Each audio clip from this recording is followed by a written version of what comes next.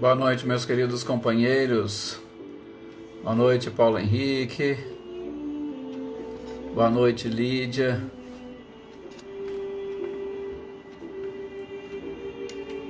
Ronaldo Maia. É um prazer, Ronaldo, contar com a sua presença aqui também no nosso grupo. A Ieda. Ricardinho e Lúcia, sejam bem-vindos.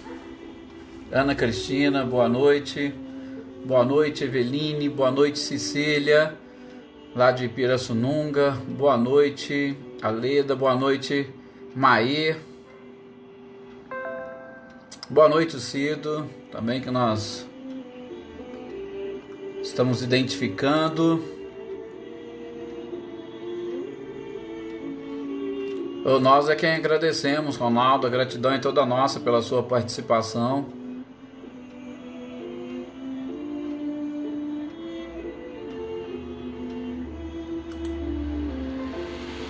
Boa noite. Maria das Graças, seja bem-vinda. Adriana Alvarenga, boa noite. Alessandro, boa noite também, seja bem-vindo.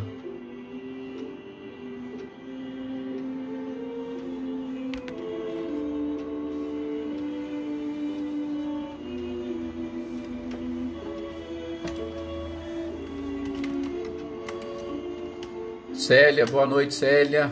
Boa noite a Joana, a Michele, o Gabriel, a nossa Joana lá de Guaxupé, né? O Alex, seja bem-vindo. A Mariângela, nossa companheira lá do Rio de Janeiro. A Helena, seja bem-vinda. João Batista, boa noite, João Batista. Natália, seja bem-vinda também.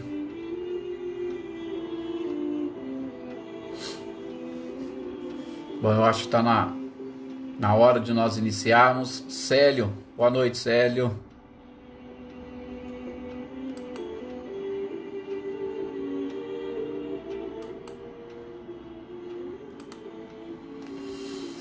Vamos então nesse instante fazer a nossa prece, para nós pedirmos ao nosso Mestre amado e querido Jesus a proteção, o amparo e as bênçãos para este nosso momento, para esta nossa reunião. Então vamos lá. Boa noite, Selma, seja bem-vinda. Selma, nossa companheira de Carmo do Rio Claro. Gislaine, boa noite também. Bom, que nós possamos agora nesse instante voltar o nosso pensamento para o nosso próprio interior e procurar identificar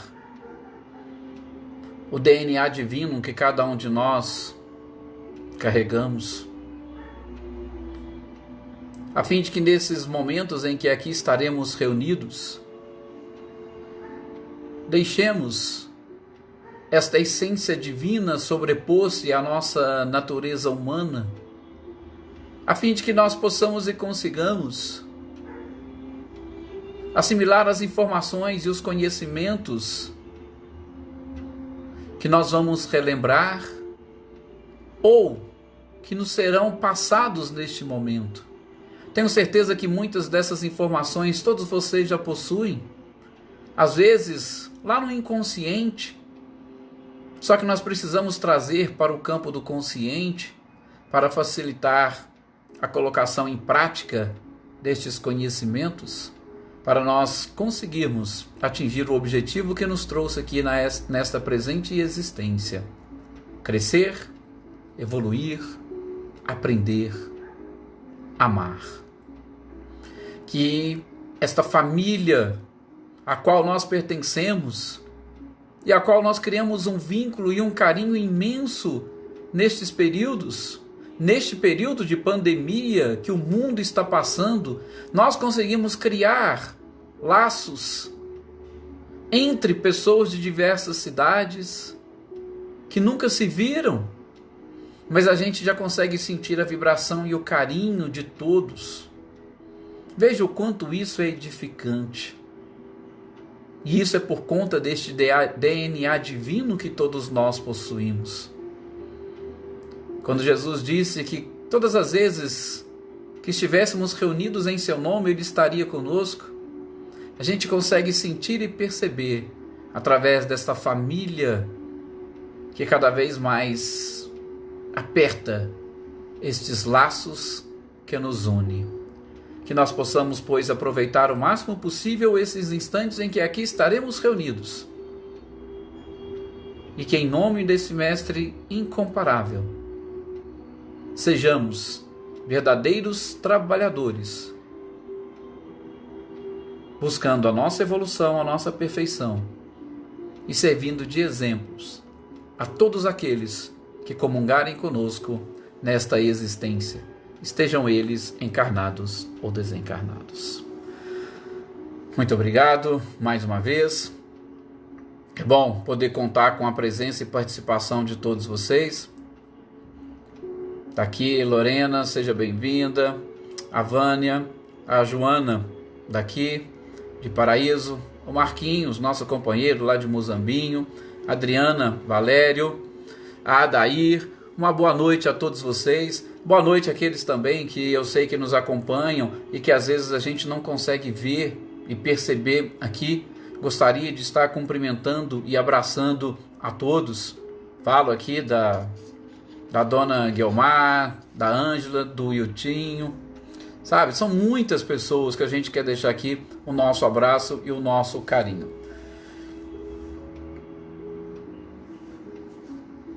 Realmente, Joana, é sempre bom estarmos juntos. Bem, gente, nós estávamos estudando nesta obra, O Céu e o Inferno, o capítulo 7º, o Código Penal da Vida Futura. E nós conseguimos identificar ali, em vários dias, em vários estudos, todos aqueles 33 itens que Kardec nos apresenta. E podemos dizer que neste Código Penal da Vida Futura está um verdadeiro código de conduta para que nós possamos entender o que nos acontecerá na vida futura e o que nos acontece na vida presente. Não sei se vocês se recordam bem, mas o Código Penal da Vida Futura, ele vem sempre trazendo para nós que todas as consequências dos nossos próprios atos serão experimentadas por nós ou nesta existência ou numa existência futura, dado inclusive a solidariedade entre todas as existências. E a contabilidade divina, ela é perfeita em praticamente tudo. Então é realmente um estudo interessante e fascinante. E só para nós não perdermos completamente esses detalhes que ficaram, eu gostaria só de lembrá-los, porque o item 33, ele faz um resumo desse Código Penal da Vida Futura, antes de adentrarmos a esse capítulo 8º sobre os anjos. E Kardec vai dizer, nesse 33, separando ou dividindo em 3 itens, ele vai dizer o seguinte, que todo sofrimento é inerente à imperfeição, exatamente para que nós comecemos a nos questionar. Se eu tenho algo que me faz sofrer hoje, eu posso olhar e eu posso procurar que eu vou encontrar uma imperfeição minha que está exatamente proporcionando este sofrimento. Não é culpa do outro, não é um destino, não é uma... Como é que nós podemos dizer? Às vezes a gente fala até muito da expiação, a gente vai explicar isso mais adiante, sobretudo no próprio Livro dos Espíritos, mas é simplesmente essa associação que nós precisamos fazer. O sofrimento que eu experimento hoje, ou que eu vou experimentar amanhã, é fruto de uma imperfeição que eu ainda carrego comigo. Basta então eu modificar ou eu eliminar essa imperfeição que eu automaticamente elimino o sofrimento.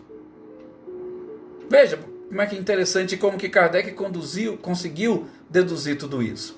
Depois, ele vai dizer também no próximo tópico, neste item 33, que toda imperfeição, assim como toda falta que vem em decorrência dessa imperfeição, ela traz consigo o próprio castigo. Ou seja, a gente não precisa de ninguém ali num púlpito ou num trono julgando-nos pelos nossos atos ou pelos nossos comportamentos. Não.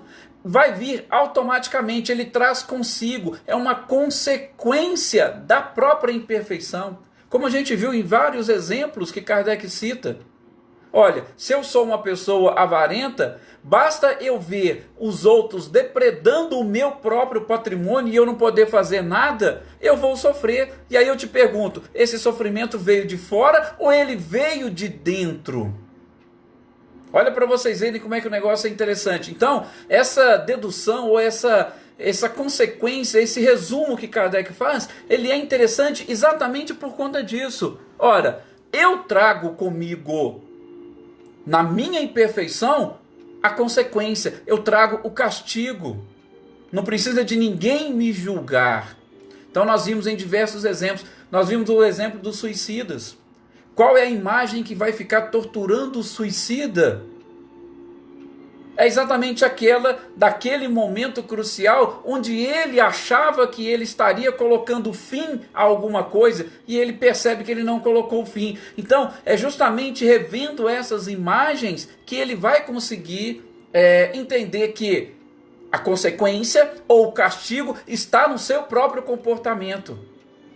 Deus é tão perfeito que não precisa de um outro chegar e falar, não, você, eu sou um instrumento da justiça divina. Não, não precisa. Porque nós trazemos, na nossa imperfeição, essas consequências.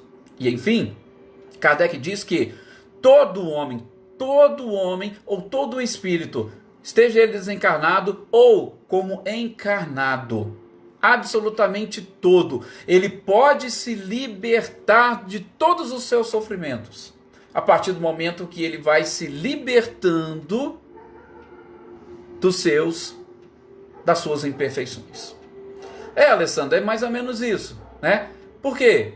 Porque a gente já aprendeu com o próprio Kardec que o egoísmo e o orgulho estão ali como os pais de todos os vícios, ou de todas as imperfeições. Só que as imperfeições aqui é no sentido um pouco mais amplo, às vezes pela própria ignorância ou falta de conhecimento, tá? Mas sim, está relacionado essas paixões, nós vimos, não temos ainda mais as nossas paixões, tá? Mas isso nós vimos lá, né? Já está realmente muito bem analisado.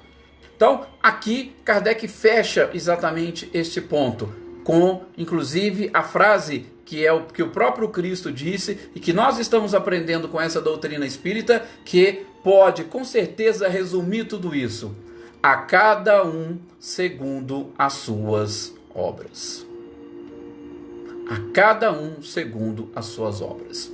Que interessante. Bom, então assim a gente fecha este capítulo 7º e a gente vai entrar nas observações que Kardec vai fazer no capítulo 8 sobre os anjos. Os anjos, com certeza, é um tema realmente instigante, só que ele vai dividir em 3 tópicos este capítulo. Ele vai falar dos anjos segundo a igreja, aí ele vai trazer uma refutação a essas teorias que a igreja foi criando, e, enfim, ele vai chegar a falar dos anjos segundo a própria doutrina espírita.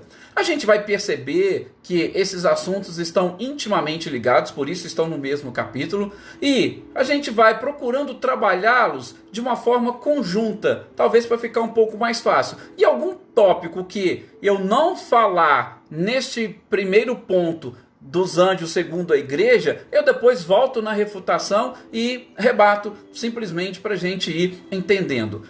Só que a questão da refutação, eu já posso antecipá-los, como a gente tem visto em outras obras de Kardec. Kardec pega todas as teorias que vão explicar determinados assuntos e aí ele vai justamente rebatendo. Mas espera aí, essa teoria, ela explica todos os fenômenos? Ela explica a complexidade de todos os casos? Se ela não explica, aí é onde ele começa com todo esse processo de refutação. Opa, mas isso aqui não explica, isso aqui não está condizente. Tá? Não significa que Kardec é contrário a essas teorias.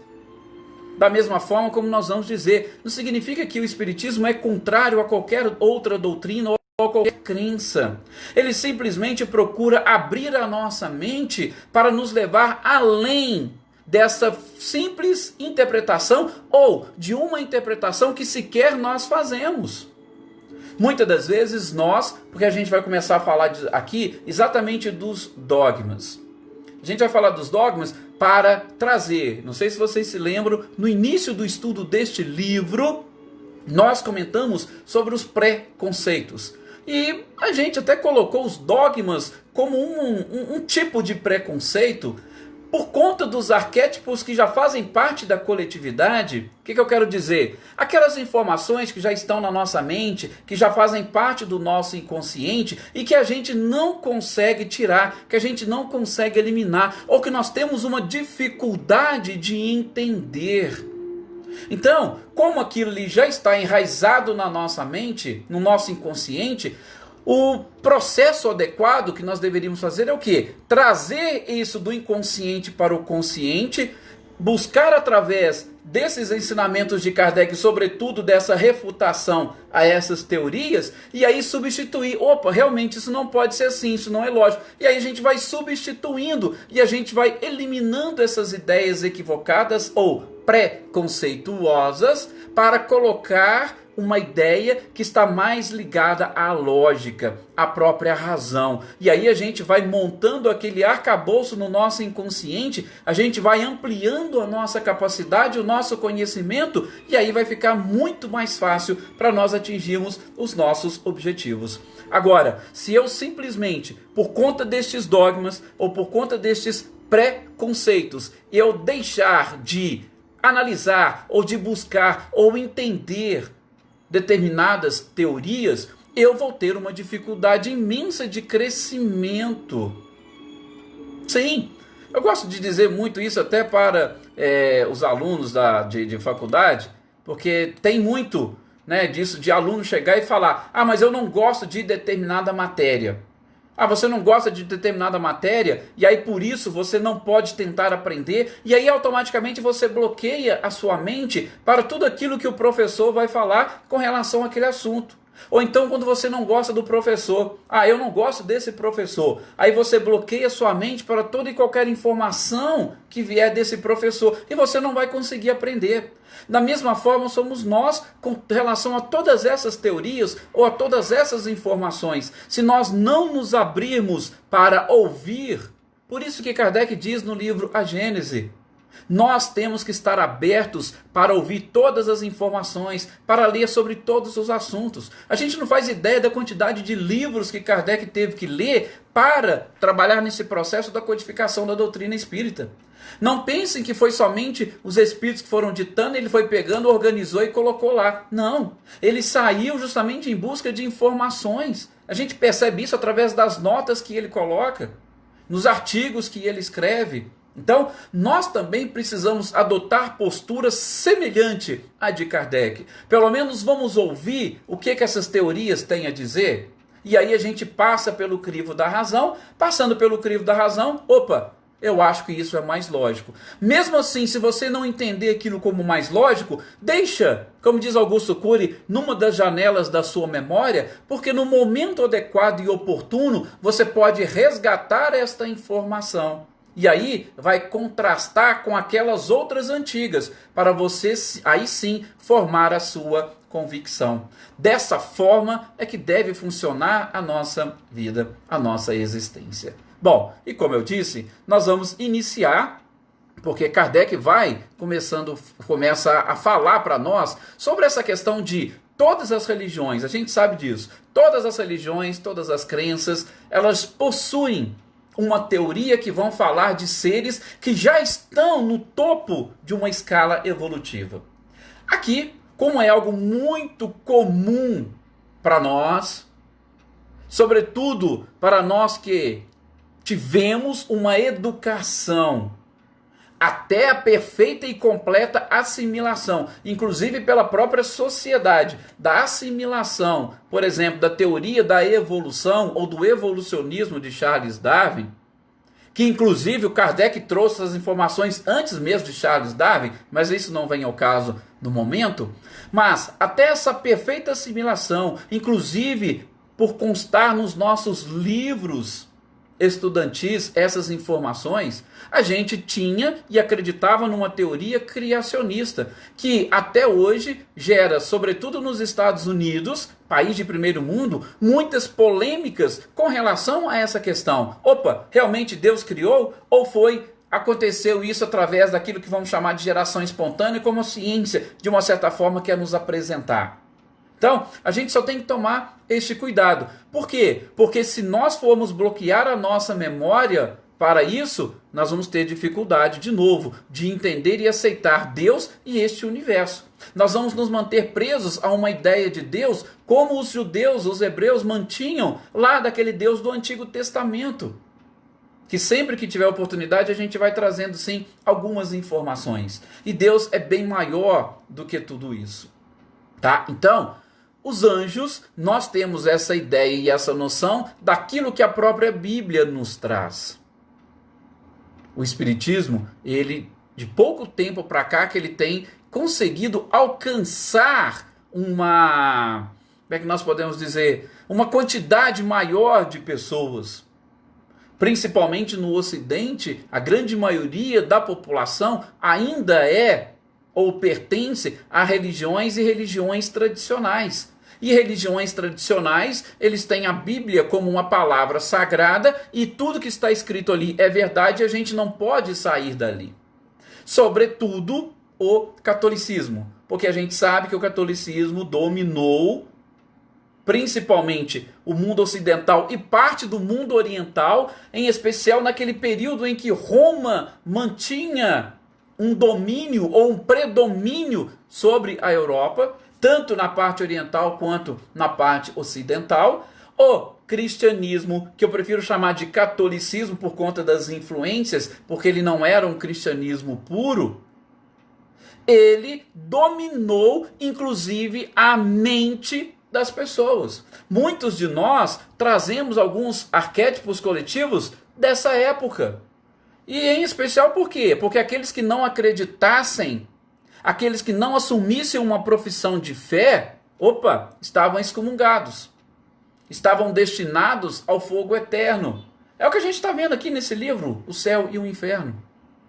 A igreja então tinha esse domínio. E outra, nós não podíamos sequer ler, porque nós não tínhamos nem conhecimento e capacidade, não podíamos nem ler e muito menos interpretar as escrituras.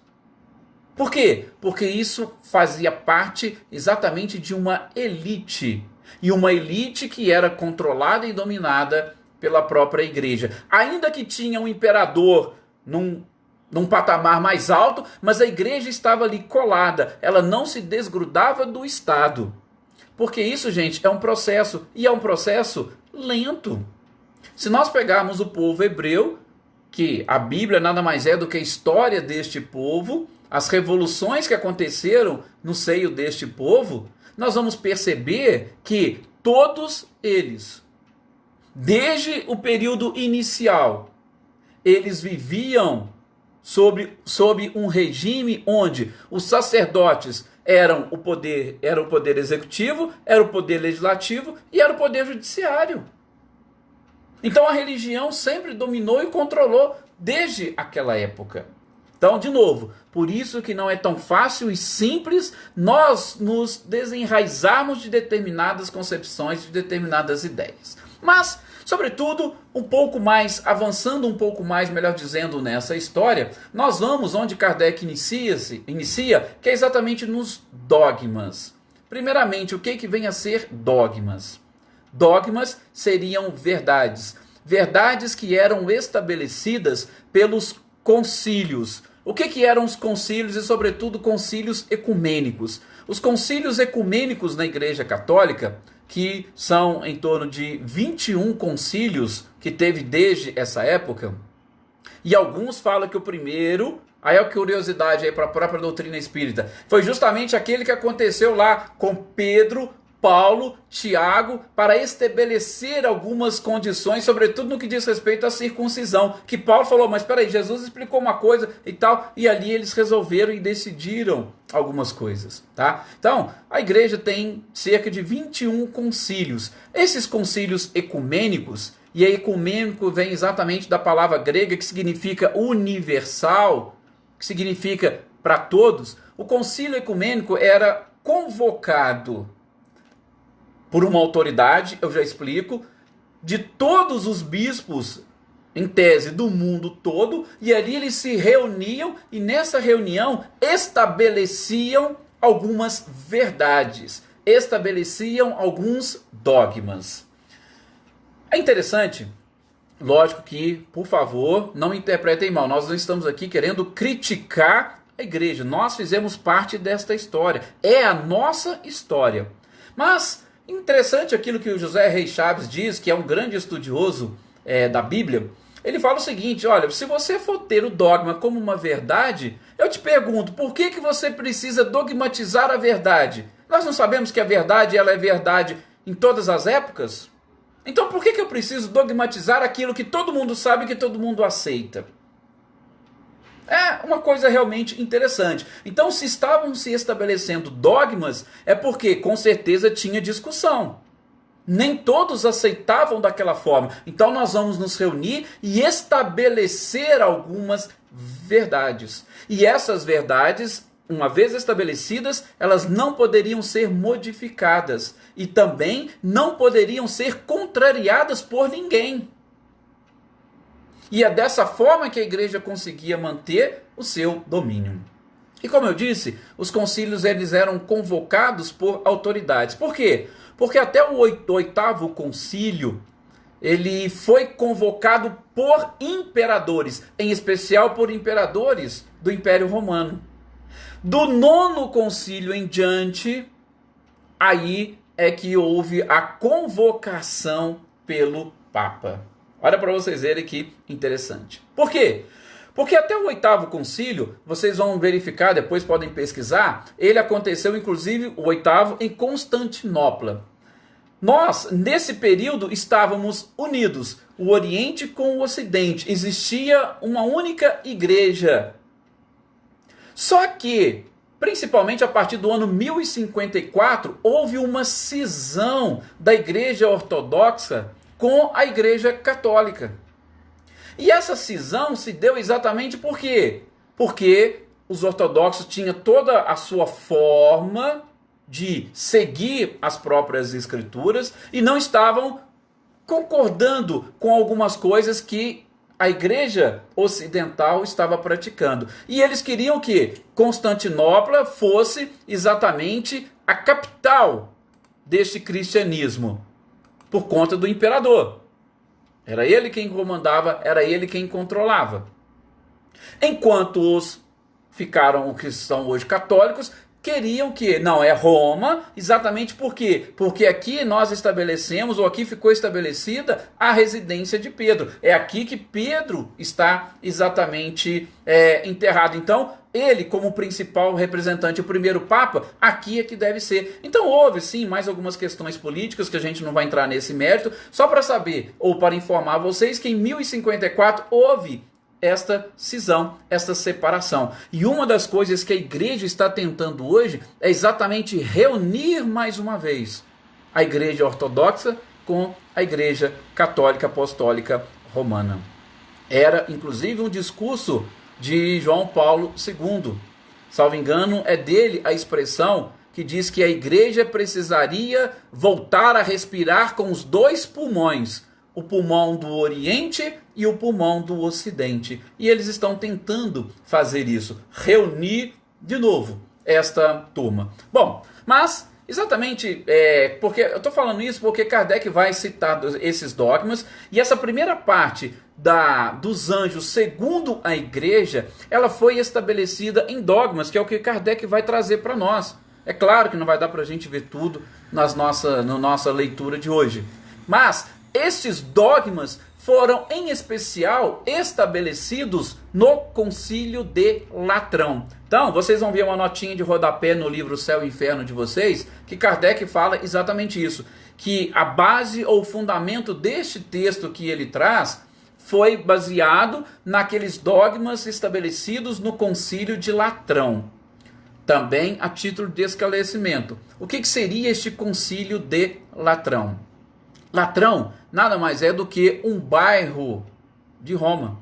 E exatamente em Latrão é que o imperador na época, salvo engano, foi Constantino, ele cedeu para a igreja um terreno. E foi exatamente ali que foi construída a primeira basílica, a Basílica de São João de Latrão, que é a residência oficial do Papa, porque ao lado da Basílica tinha um castelo e ele doou esse castelo. Então, o Concílio de Latrão, nós tivemos 4 concílios ali, por isso que ele tem esse nome, tá? E foi exatamente, salvo engano, no 4º Concílio de Latrão que foi estabelecido estes dogmas, por volta de 1215, que foi o 4º Concílio de Latrão. O Papa era Inocêncio, que possui umas características bem interessantes. Este Papa Inocêncio, ele tinha uma autoridade muito forte, ele queria realmente manter os fiéis. Então, assim, a gente sabe que a influência do Papa ela sempre foi muito forte, sobretudo entre os católicos, e, claro, digno do respeito de toda a humanidade. O próprio Chico se referia a eles com um respeito fantástico. E só para vocês terem uma ideia do Papa Inocêncio, ele dizia o seguinte, que ele não se considerava um vigário de Pedro, como muitos papas até então se proclamavam. Ele se proclamava como um vigário do próprio Cristo, e que ele era justamente o mediador entre Deus e a humanidade. Tá? Isso era a reafirmação da condição dele de Papa. Ele pegou, as suas ideias eram interessantes. Esse concílio de Latrão também fala da transubstanciação. Para aqueles que são católicos já sabem aqui que eu estou falando, não dá para a gente ficar explicando tudo, mas é algo bem interessante. Eu achei também interessante trazer essas informações para vocês, sobretudo por quê? Porque vocês vão identificar ali na nota de rodapé de Kardec falando do concílio de Latrão. Agora vocês já sabem o que é um concílio, o que é um concílio ecumênico, que é justamente essa reunião, e o que são os dogmas, que Kardec vai exatamente trazer ali como algo que foi estabelecido pela igreja. São verdades que não podem ser refutadas, não podem ser desacreditadas, não podem ser contestadas pela humanidade. Para vocês terem uma ideia da força desse Papa Inocêncio no que diz respeito aos dogmas que foram estabelecidos durante o seu papado, neste concílio, ele, em toda a paróquia onde tinha um padre, um vigário,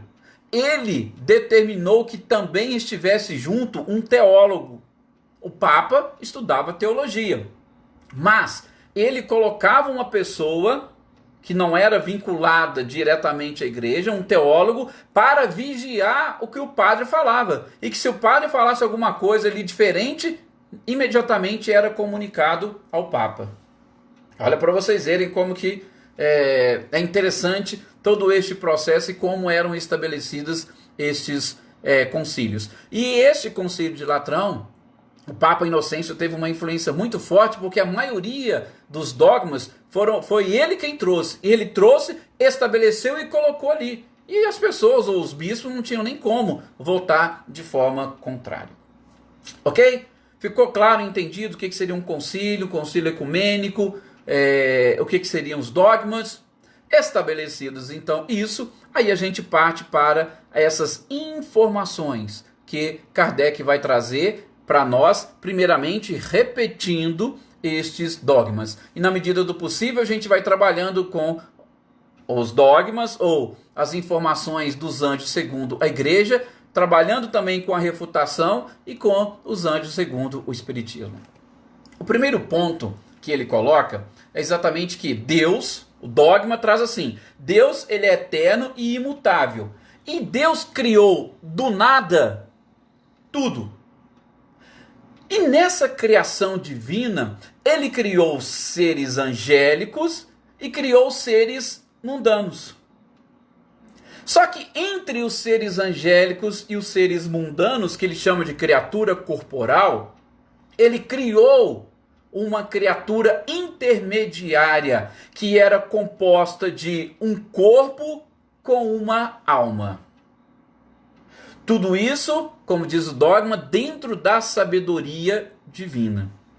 Então veja, Deus que criou do nada, que não existia nada, ele criou tudo. E ele criou já seres angélicos, que são criaturas angélicas, e criou criaturas corporais. E entre as criaturas corporais e os anjos, ele fez uma criatura intermediária que é exatamente o homem. Por quê? Porque no homem está reunida o espírito, a alma, com mais um corpo organizado. Nesse ponto, Kardec vai, nas refutações principalmente, ele vai estabelecer alguns princípios que não casa, que não bate muito bem. Por exemplo, se Deus criou os anjos, tá, os anjos a gente já vai falar, mas vamos lá nas criaturas corporais. O que seriam essas criaturas corporais? Seriam os seres orgânicos e os seres inorgânicos? Porque o dogma não traz isso. E aí agora Kardec não fala, vamos abrir um parênteses aqui porque as falas são minhas, é o Edson quem está falando. Eu aqui, gente, quando estava lendo, eu até viajei para aquele período onde a própria igreja, eu acho que muitos de vocês já sabem disso, a própria igreja não reconhecia os escravos como criaturas humanas. Segundo eles, os escravos não tinham alma. Os negros, melhor dizendo, não tinham alma. Vou fechar o parênteses, tá? Porque é algo que veio na minha mente na hora que eu estava lendo, porque a igreja não explicou o que seriam esses seres corporais. E na refutação, Kardec vai falar, mas se ele não explicou, mas o que é? São as plantas? São os animais?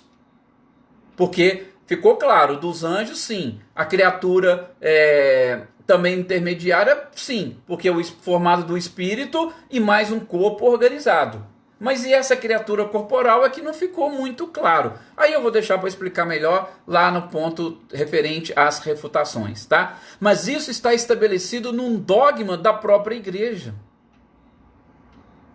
Que, repito, não é autoexplicativo. Mas Deus criou. E o que seriam essas criaturas angélicas? Essas criaturas angélicas seriam criaturas que viviam uma vida estritamente espiritual, enquanto as outras viviam uma vida puramente material. E é claro, no meio daquele que vivia o estritamente espiritual e aquele que vivia o puramente material, tinha um meio termo, que era aquela maravilhosa união entre o espírito e o corpo. Tudo isso na criação divina. O espírito, essência, a alma, essência, e o corpo, uma estrutura organizada e preparada para receber o espírito. Tá? Não definiram o que seria orgânico, o que seria essa criatura corporal. Bem, mais adiante, ele vai dizer, ou os dogmas estabelecidos vão dizer que as criaturas angélicas ou os anjos, eles foram criados com com um dos principais objetivos: ficar lá onde Deus está para adorá-lo. Ou, vamos dizer assim, num português bem rasgado, para ficar lá bajulando Deus. Deus teria criado então os anjos para ficar ali adorando. E na refutação vocês vão ver que coisa interessante que Kardec fala, né? Como é que nós poderíamos acreditar num Deus, num rei dos reis, agindo como um rei humano? Porque nos reinos humanos a gente sabe, existe aquele monte de bajuladores que ficam ali do lado do rei. Não fazem nada, não trabalham, não produzem nada, mas estão ali bajulando o rei. Será que Deus seria igual a um rei? Também criar anjos para ficar ali bajulando ele o tempo inteiro? Fica realmente um pouco estranho e escapa, sobretudo, a nossa concepção. Nossa, que já estamos aqui estudando um pouco mais sobre Deus e identificando uma perfeição fantástica. Então Deus teria criado seres para ficar ali o tempo todo rendendo-lhe glórias. E estes seres, eles já teriam sido criados, todos eles, perfeitos. Aí é claro que a gente já pode até começar a refutar, né? É uma perfeição que não é muito bem uma perfeição, né? Porque se nós tivemos anjos que se rebelaram contra Deus, como está lá na Bíblia, alguma coisa está de errado nisso. Não houve uma perfeição. Por quê? Porque em algum momento deixaram de bajular. Bom, nós vamos parar por aqui por conta do nosso tempo. Eu até ultrapassei um pouquinho o nosso horário de costume. Já agradecendo vocês, cumprimentando-os mais uma vez. Aqueles que eu não cheguei a falar o nome, me desculpem, mas todos vocês sintam-se abraçados por nós. Tenham uma noite de muita paz, de muita tranquilidade. Na próxima semana a gente dá sequência neste ponto a partir daqui. E eu tenho certeza que a gente consegue fechar este capítulo. Eu achei interessante fazermos uma introdução exatamente para explicar para aqueles que não têm este conhecimento católico do que seria um dogma, do que seria um concílio, para entender aquilo que Kardec traz para nós também no próprio livro Céu e Inferno. Muito obrigado a todos, muita paz e uma excelente noite para vocês.